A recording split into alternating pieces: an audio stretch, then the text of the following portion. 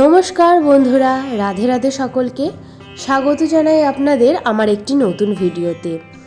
গত 12ই অগ্রহায়ণ আমাদের মাজুক্ষেত্র গ্রামের মহিলা সদস্যবৃন্দর পক্ষ থেকে একটি পূর্ণ হরিনামের আয়োজন করা হয়েছিল। আর সেই হরিনামের সমস্ত কিছুই আমি আজ আপনাদের এই ভিডিওর মাধ্যমে দেখাতে চলেছি। হরিনামের দিন আয়োজন করা হয়েছিল মহাপ্রসাদের, আর সেখানেই দেখুন রাস্তায় লাইন ধরে লোককে খাওয়ানোর ব্যবস্থা করা হয়েছে। ভাত, ডাল, সবজি, এছাড়াও চাটনি, পাঁপড়, পায়েস এইসবই খাওয়ানো হয়েছিল হরিনামের দিন দুপুরবেলা। ভক্তবৃন্দ সকলেই মহাপ্রসাদ গ্রহণ করছেন, আর রাস্তার দুই দিকে টেবিল পেতে দিয়ে এই ব্যবস্থা আয়োজন করেছেন মহিলা সদস্যা সমিতি। ভাগ্যক্রমে আমার মা এই সদস্যা সমিতির একজন সদস্যা, আর বাবা এখানে পরিবেশনের ব্যবস্থার সঙ্গে যুক্ত আছেন। দেখতে পাচ্ছেন কী রকমভাবে ব্যবস্থা করা হয়েছে খাওয়া দাওয়ার। বড় বড় এই রকম পাত্রের মধ্যে রাখা হয়েছে বিভিন্ন রকমের তরকারি, চাটনি, এখানে ডাল দেখতে পাচ্ছেন, আর এখানে দেখতে পাচ্ছেন রয়েছে এটা একটা ছেঁচড়া, এছাড়াও ভাত, বিভিন্ন রকমের খাবার যে আয়োজন সেই সকল খাবার এই ভাড়ার ঘরে রাখা রয়েছে। এবার এখান থেকেই নিয়ে গিয়ে ভক্তবৃন্দদের খাওয়ানো হয়েছিল। সন্ধ্যাবেলা সন্ধ্যা আরতির সময় সকল ভক্তবৃন্দ নৃত্য করছে যুগল গানে, দেখুন আপনারা।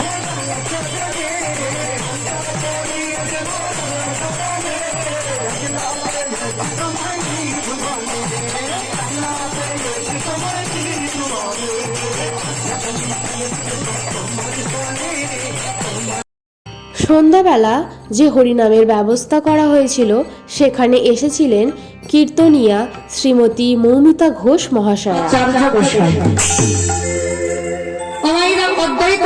গোসাই চেনো তো? পঞ্চতত্ত্ব ছবি যাদের বাড়িতে আছে দেখবেন 5 জনে একেবারে হাত তুলে আছে। শ্রীকৃষ্ণ চৈতন্য প্রভু নিত্যানন্দ শ্রী অদ্বৈত গদাধর শ্রীবাসাদি গৌর ভক্তবৃন্দ, মানে মৃত্যুকে জয় করে রেখেছিল। সত্যতে মরণ হয়নি, ত্রেতাতে মরণ হয়নি, দ্বাপরে মরণ হয়নি, কিন্তু কলিযুগে ওই বাবা ভোলানাথ আর শিব হয়ে আসেন বলে অদ্বৈত আচার্য গোসাই। তাহলে আজকের আমাদের জানার বিষয়, যে ভোলানাথ 3 যুগে শিব হলো, কলিযুগে কেন হচ্ছে না?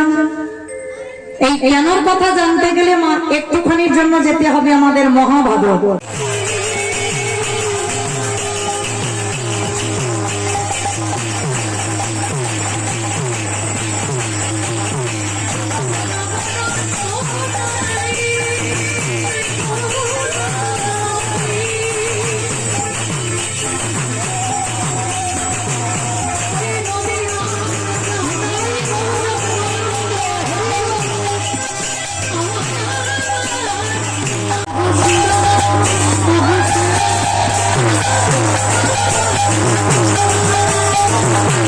হরিনামটা মন দিয়ে শোনার জন্য একদম সামনেই, মানে কীর্তনিয়াদের খুব কাছে, খুব সামনেই আমি বসেছিলাম, দেখতে পাচ্ছেন একদমই কাছে।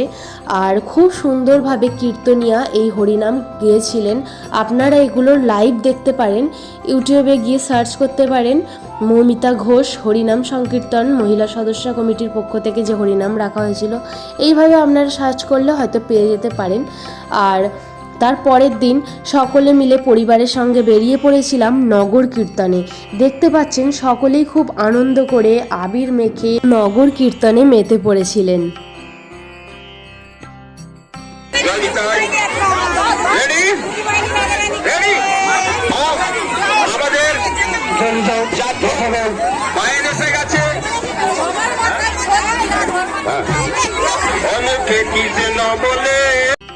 তো এখানে দেখতে পাচ্ছেন আমার সূর্য ভাইকে, সামনেই বসে আছে পতাকা নিয়ে। আর এইভাবেই নগর কীর্তনের মাধ্যমে আমাদের হরিনামটি শেষ হলো। ভিডিওটা ভালো লাগলে লাইক করবেন, কমেন্ট করবেন।